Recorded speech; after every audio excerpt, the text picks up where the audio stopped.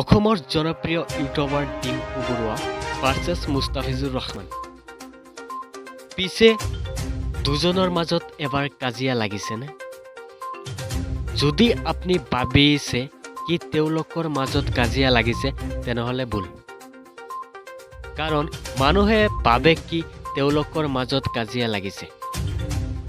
ডিম্পু বৰুৱা কি ক'লে? হাই ৰাইজসকল, কাক লগ পালো চাওক, মুস্তাফিজুৰ ৰহমান ভাইটি মিউজিক কোম্পানী আহিছে দাদাও আছে আৰু এটা আছে এয়া চাওক। তো আমাৰ প্লেন এটা হৈ আছে ন, আমি যাম মালদ্বীপ।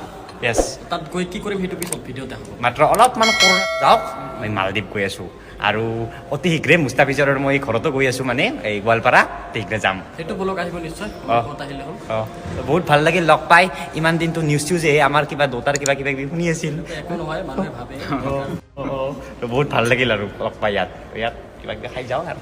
ছয়গড়ৰ পৰা Ruku Jahen, news 11K north east Asom. ধন্যবাদ।